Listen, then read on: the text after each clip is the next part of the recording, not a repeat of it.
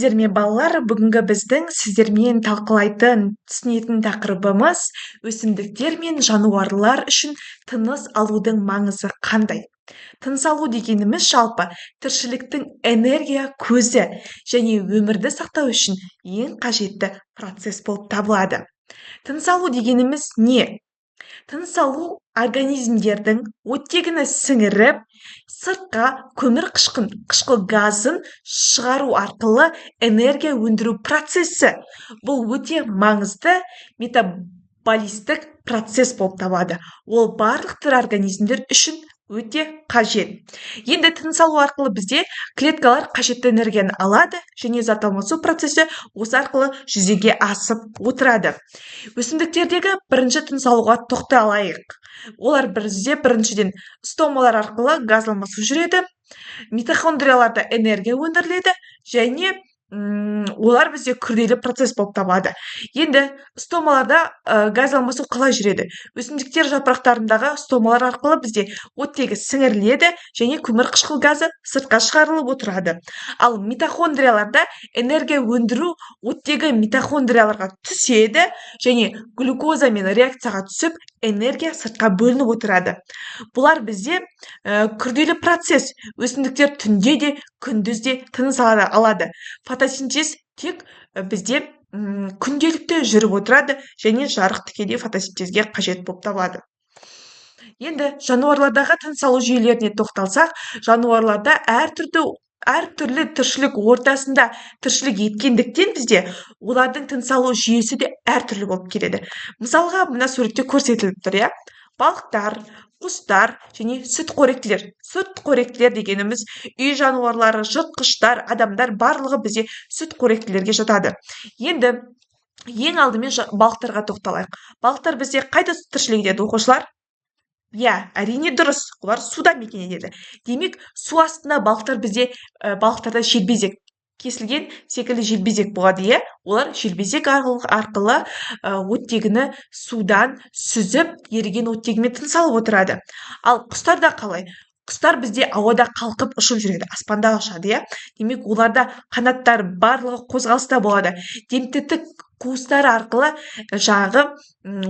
ауадағы оттегіні тиімді сіңіре алады. Оларда артықшылық сол жерде. Ал сүтқоректілер дегеніміз олар өкпе. Бізде екі өкпеден тұрады, қос өкпеміз, оң жақ және сол жақ. Сол өкпелері арқылы тыныс алып, көмірқышқыл газын сыртқа шығарып, оттегіні сіңіріп отырады. Енді энергия көзі ретінде бізде тыныс алуды алып қарастырайық. Ол жерде бізде АТФ синтезі жүреді, Тыныс алу процесінде АТФ синтезделеді. Бұл клетканың негізгі энергия көзі болып табылады. Ең алдымен глюкоза мен оттегі реакцияға түседі және жылу мен энергия бөлінеді сыртқа. АТФ молекулалары бұл жерде бізде құрылады және энергияға қажетті процестерге жұмсалып отырады. Бір глюкоза молекуласында бізде 36 моль АТФ өндіріліп отыратын болады. Енді жалпы тыныс алу процесінде энергияның тиімділігі 40%-ді құрайды. Фотосинтез бен тыныс алу арасындағы байланыс бізде жалпы фотосинтез өсімдіктер күн энергиясын пайдаланып глюкоза, органикалық затты жасайды. Оттегі бөлінеді сыртқа, фотосинтез кезінде оттегі газы шығарылып отырады, және тыныс алу жануарларда оттегіні пайдаланып, өсімдік шығарып отырған оттегіні пайдаланып энергия өндіреді. Және көмірқышқыл газы тыныс алу кезінде сыртқа бөлініп отырады. Демек, өсімдік пен жануардағы бұл екі процесс бір-бірін толықтырып тіршіліктің жалпы айналымына қатысып отырады. Оттегі мен көмірқышқыл газының айналымына тоқталатын болсақ, бізде тыныс алу және фотосинтез арқылы оттегі мен көмірқышқыл газы атмосферада тұрақты айналымда болады. 21 және 0,4%-ді құрайды. 21% атмосферадағы оттегінің мөлшері, ал 0,4% атмосферадағы көмірқышқыл газының мөлшері. Енді әртүрлі орталардағы тыныс алуға тоқталайық.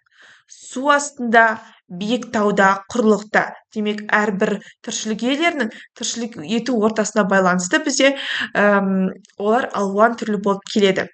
Жаңа су астында балықтарды айттық, иә, олар желбезек арқылы еріген оттегіні сіңіріп тыныс алады. Демек, бізде суда оттегінің мөлшері аз көлемде болып келеді, иә. Сол себепті олар үшін желбезектер өте тиімді. Ал биік тауда ауадағы оттегі аз болғандықтан организм қосымша гемоглобин өндіреді және жиі тыныс алады. Себебі олар биіктікте орналасқан. Ол жерде қысым да жоғарғы болып келеді. Ал құрлықта сүтқоректілер мен құстар өкпелері арқылы ауаны толтырып тіршілік етеді, және өкпенің құрылымы да өте күрделі, иә. Солай тыныс алып отырады. Және әрбір біздің жердің ерекшелігіне байланысты олардағы тыныс алу да ерекше болып өзгеріп отыр, иә. Ауаның құрамы өзгеріп отыр. Тыныс алудың эволюциясының маңызы ең бірінші протоэукариоттар, қарапайым анаэробты тыныс алу. Демек, ол бізде анаэробты дегеніміз оттексіз тыныс алу. Екінші, оттегінің шығуы. Фотосинтез арқылы атмосферада бізде оттегі пайда болады өсімдіктердің көмегімен. Келесі аэробты тыныс алу. Оттегіні пайдаланатын митохондриялар пайда болады. Ең төртіншісі бізде күрделі организмдер. Тиімді энергия өндіру арқылы үлкен организмді түзеді. Демек, тыныс алу да бізде эволюция барысында дамып, қарқынды өзгеріп отырған. Енді қорытындылай келе, тыныс алу тіршіліктің негізгі көзі. Біз тыныс алу арқылы тіршілік жасаймыз. Өсімдіктер де тыныс алады, жануарлар да, жалпы тіршілік иелерінің барлығы тыныс алады. Және ол бізде тіршілік айналымының негізгі көзі болып табылады. Жалпы тыныс алуды түсіндік, иә? Өсімдіктерде қандай, жануарларда қандай айырмашылығы, эволюция барысында қалай дамыды. Балалар, назарларыңызға рахмет. Енді қосымша ақпаратты жоғарыдан оқып, түсінбеген жерімізді түсініп алып, тапсырмаларды орындайық. Сау болыңдар.